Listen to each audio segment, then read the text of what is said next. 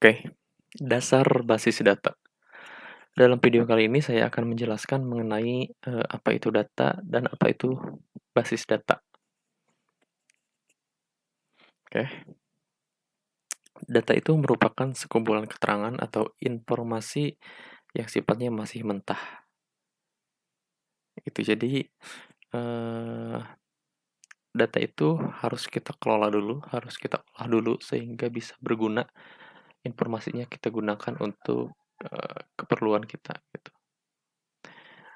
Terus data itu seperti apa sih? Gitu. Bentuknya itu seperti apa? Itu banyak banget sebenarnya dalam kehidupan kita sehari-hari ya teman-teman.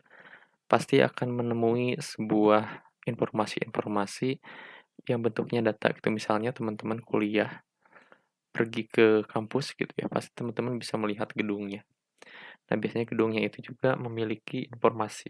Mulai dari misalkan jumlah lantainya ada berapa, kemudian luas gedungnya berapa, tinggi gedungnya berapa, dan lain sebagainya gitu. Itu merupakan data yang dimiliki oleh gedung gitu. Kemudian teman-teman bertemu dengan rekan-rekan mahasiswa gitu. Mereka pasti memiliki informasi di dalam diri mereka gitu. Misalnya nama mereka siapa, umur mereka berapa, terus tinggi badannya berapa, berat badannya berapa, kayak gitu. Itu kan informasi yang dimiliki oleh setiap manusia gitu kan. Atau juga misalkan teman-teman naik mobil gitu. Mobil ini pasti teman-teman bisa lihat dia memiliki kursi berapa, kemudian rodanya ada berapa gitu kan. Nama mobilnya apa, keluaran dari mana gitu. Itu adalah informasi juga yang dimiliki oleh sebuah kendaraan atau mobil. Dan sebenarnya masih banyak lagi data-data yang bisa teman-teman temui gitu dalam kehidupan sehari-hari. Atau contohnya misalkan sekarang teman-teman ada di depan laptop, laptop ini juga memiliki data, namanya apa gitu kan, kemudian layar lebarnya berapa, spesifikasi dari laptop ini apa gitu. Seperti itu. Atau misalkan lebih spesifik lagi di diri teman-teman adalah seorang mahasiswa ya. Pasti teman-teman memiliki atribut yang teman-teman miliki sebagai seorang mahasiswa. Misalnya NIM-nya itu berapa gitu kan, kemudian namanya, teman-teman pasti punya fakultas, pasti punya program studi juga, teman-teman sekarang semester berapa gitu kan. Pasti teman-teman juga punya alamat email. Itu merupakan informasi yang teman-teman miliki sebagai seorang mahasiswa, kayak gitu. Nah, sekarang kita bayangkan, kita bayangkan gitu ya, eee, atribut yang teman-teman miliki sebagai seorang mahasiswa itu banyak kan informasinya, mulai dari NIM, nama, fakultas, program studi, semester, email, dan sebagainya gitu, pasti masih banyak lagi, belum lagi nilai, belum lagi data-data yang lainnya, informasi-informasi yang lainnya. Nah, bayangkan itu dari satu orang. Sekarang misalkan dari satu kampus saja, misalnya dari kampus BSI, PSDQ Sukabumi itu ada berapa ratus mahasiswanya, pasti bahkan banyak banget data yang bisa dikumpulkan.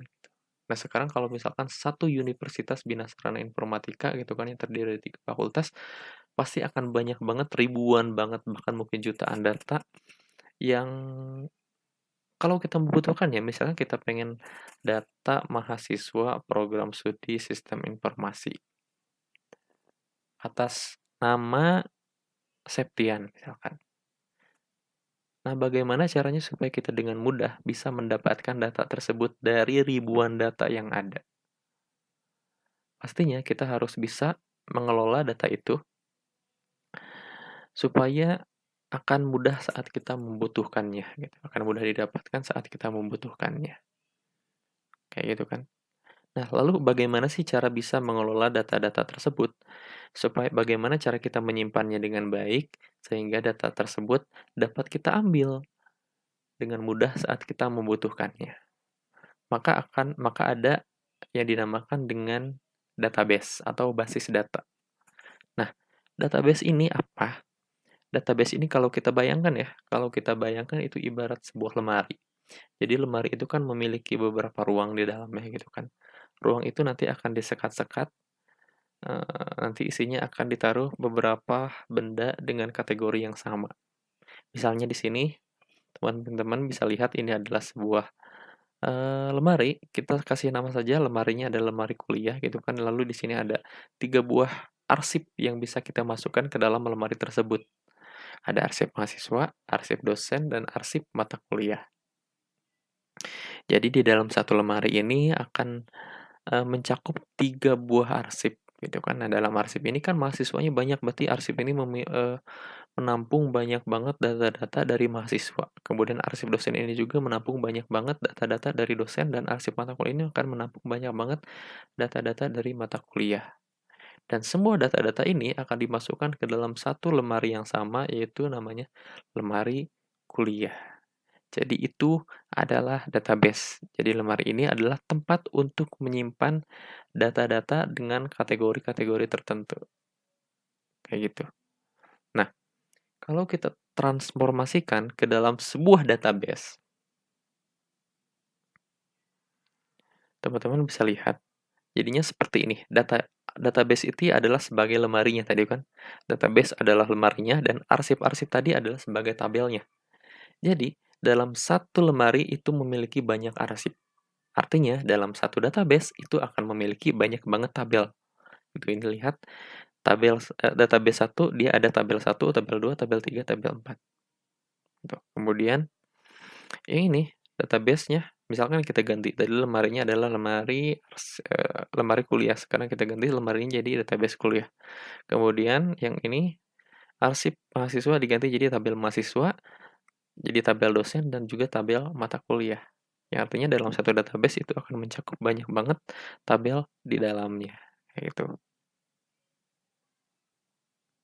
Nah, sampai sampai di sini sudah terbayang kan tentang apa itu data, apa itu database, dan apa itu tabel. Gitu. Data adalah kumpulan data mentah. Kemudian tabel itu nanti bisa kita gunakan untuk menyimpan data-data dengan kategori yang sama. Kemudian si tabel-tabel tersebut dapat kita tampung dalam sebuah database untuk menyimpan data-data tersebut.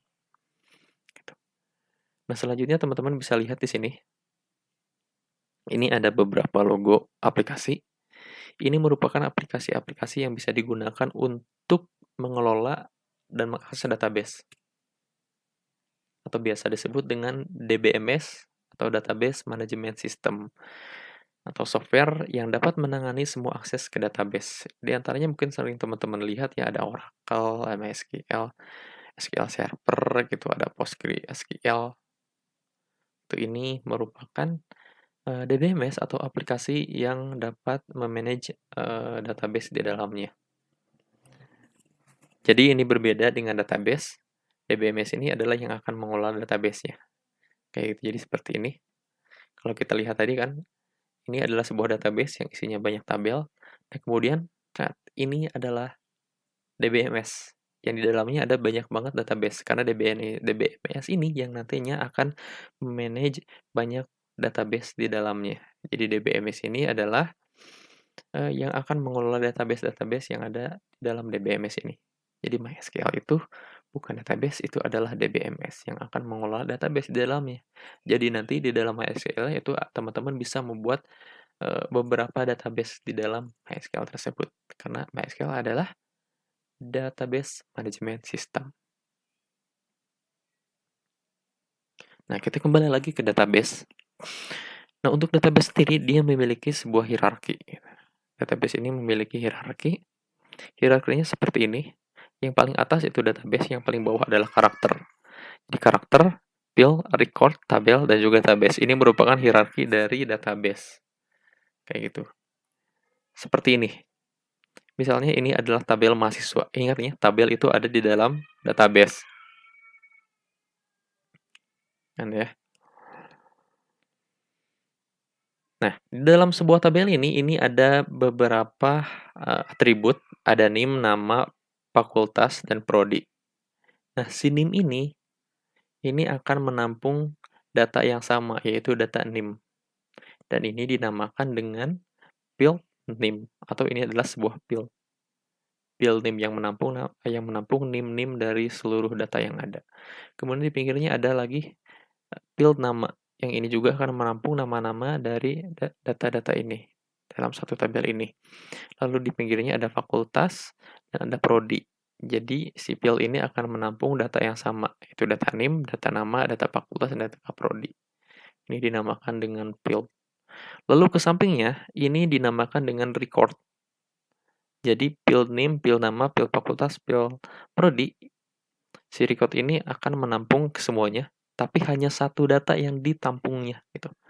Jadi satu NIM, satu nama, satu fakultas, satu prodi, dan ini semuanya terhubung gitu. Jadi NIM ini dimiliki oleh nama atas nama Jafar Alatas dari Fakultas Teknik dan Informatika dan Program Studinya Sistem Informasi. Begitu juga yang Jaya Wijaya, dia memiliki NIM ini, prodinya ini, fakultasnya ini. Gitu. Jadi ini record 1, ini record kedua, record ketiga, record keempat, dan record kelima. Ini dinamakan dengan record. Kalau yang ke bawah ini field, yang ke samping ini record. Lalu ada lagi yang namanya dengan karakter. Karakter itu seperti ini. Misalnya di sini NIM itu 20200001. Nah, ini kan ada 8 angka ya. Nah, setiap satu angka ini dinamakan dengan karakter. Jadi di sini ada 8 angka, artinya di sini ada 8 karakter. Kayak gitu. Jadi 2 adalah satu karakter, 0 satu karakter, 2 satu karakter, 0 satu karakter, 0 satu karakter, 0 satu dan terus seperti itu. Lalu bagaimana dengan huruf? Huruf juga kita sebut dengan karakter. Gitu ya. Di sini misalkan ada F, Saifuddin. A ini satu karakter, E ini satu karakter, P ini satu karakter. Spasi juga dihitung sebagai karakter. Makanya kenapa banyak programmer yang membuat, kalau teman-teman lihat di database yang dibuat, biasanya mereka akan menggunakan underscore sebagai pemisah antar katanya. Karena spasi juga dihitung sebagai karakter biasanya. Simbol itu dihitung dengan sebagai karakter karena spasi masuk ke dalam simbol seperti itu biasanya, makanya dihitung sebagai karakter. Dan supaya kita tidak bingung, maka akan dirubah menjadi underscore yang digunakannya seperti itu.